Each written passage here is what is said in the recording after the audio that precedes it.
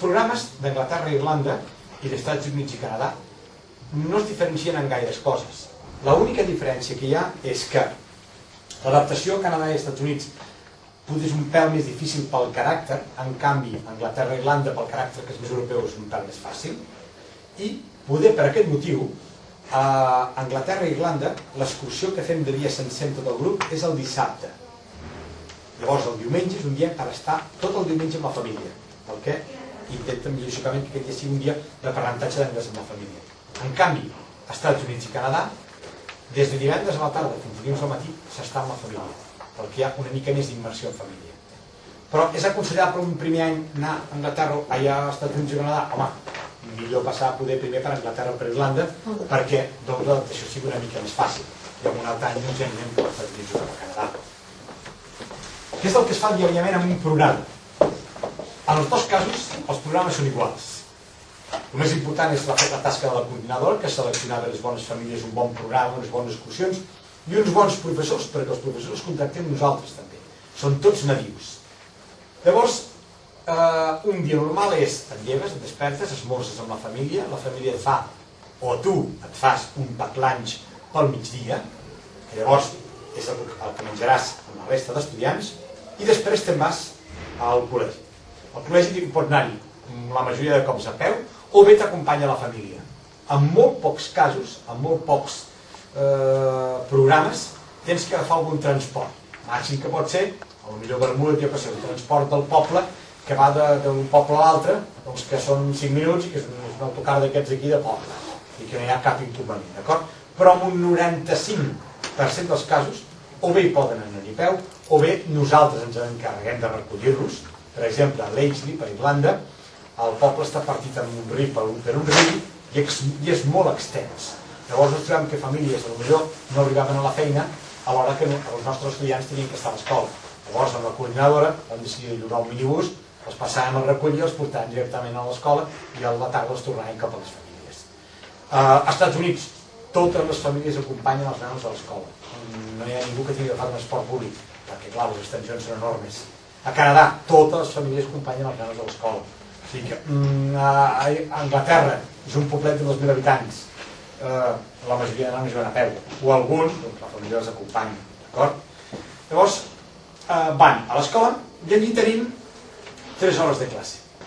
Les classes aquestes realment no són classes de cap qualitat especial, jo no els enganyaré, no els diré una cosa per una altra. Són classes molt senzilles, per 2 motius. Una, perquè l'estudiant ja no ve allí amb la intenció d'estudiar cada dia anglès, ve per passar-s'ho bé i per estar amb una família, conèixer una cultura i per realment tindre un mes agradable. I dues, perquè allí en un mes el que no pretenem és fer unes classes de qualitat a nivell gramatical, a nivell de composició verbal, no. Què és el que intentem? Intentem que els professors, lògicament, no es passa cap pel·lícula de vídeo, sinó que intentem que siguin classes molt participatives, molt comunicatives, amb un llenguatge molt col·loquial, perquè això els ajudi a que quan estiguin a la família a partir de les 6 de la tarda, que realment posin una orella molt gran i una boca molt gran, que puguin comunicar-se. Com més es comuniquen amb la família, com més xerren amb ells, molt més ràpid aprendran anglès i molt més ràpid aconseguirem que deixin de traduir per poder començar a pensar directament en anglès, que això és el que pretenem amb un programa d'aquests. Amb un programa d'aquests, amb 3 hores diàries durant un mes és molt, i adelantarem algun curs, per exemple, aquí, a la FIA? No. Allí no els ensenyarem gramàtica, allí no els ensenyarem totes les composicions verbals. Això sí, adelantarem moltíssim en parlar i escoltar i sobretot en entendre l'anglès.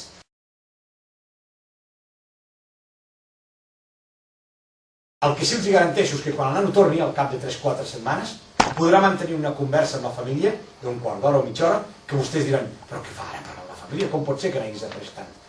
No és que n'hagi après tant, és que realment ha après a captar l'anglès, ha après a expressar-se en anglès i realment, amb un llenguatge col·loquial bàsic, no amb cap llenguatge tècnic, es pot comunicar amb la família per telèfon i pot estar parlant un quart d'hora del que ha fet, de quan ha vist, que ara se n'en recorda d'això i se n'en recorda... I dius, ostres, abans de la sortida no ets capaç de parlar ni 2 minuts amb la família i no ets capaç de parlar ni mitjà. Això és el que anem a guanyar amb aquests programes. Aquesta comunicació realment d'entendre i de captar i de poder-te expressar en anglès. Això és el que aprenem.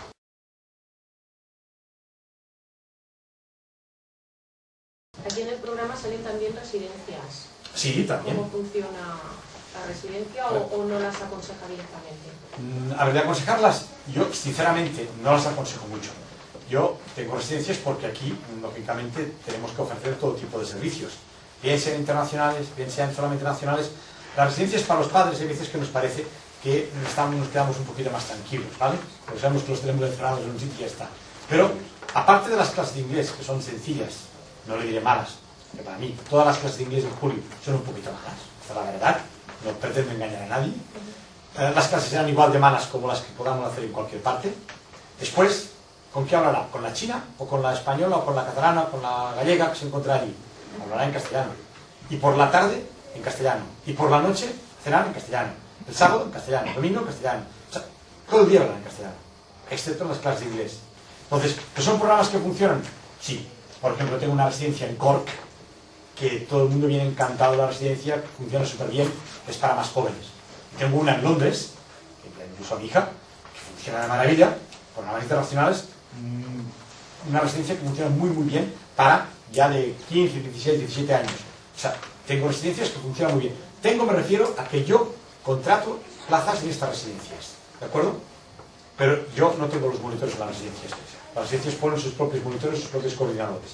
Por lo que yo aconsejarla, no, porque la inversión, aparte de que es un poco más cara, sinceramente, no es recuperable. Yo le diría, y ahora me pondré un poquito más extremista, si tiene la intención de llevar residencia, que se quede aquí a la FIA, que hacer un intensivo, que le puedo asegurar, que aprenderá más. Ahora bien, a mí me viene una inscripción de, me meto Lugo, o de Vizcaya, o de Burgos, en el despacho, que pone, queremos el programa en residencia, tal. Vale, yo los inscribo y los envío a la residencia, ¿de acuerdo?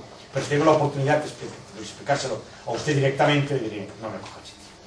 O con la familia. ¿Tiene un problema de familia? Llame. Tendrá un teléfono a las 24 horas del día, nuestro, para cualquier cosa que usted pueda necesitar. ¿Las familias suelen tener hijos también de las edades? Esto puede ser o no puede ser. Puede ser bueno o puede ser malo. Por ejemplo, yo le puedo explicar el caso de mi hijo. De mi hijo en ejemplo, ¿vale? Después, como tengo dos hijos, tengo casos, ya no le hablé de otros, sino de los míos propios.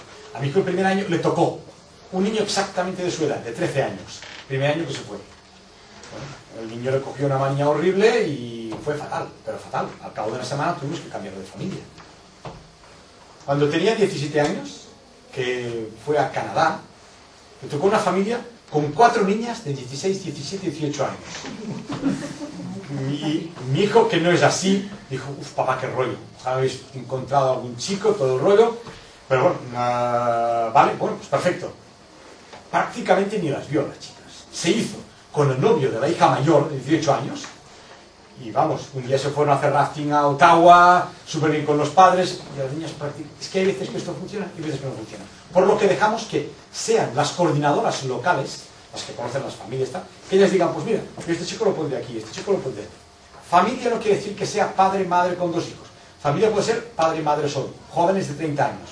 Familia puede ser padre y madre de 60 años, no de 80. Cuidado, no confundamos. No.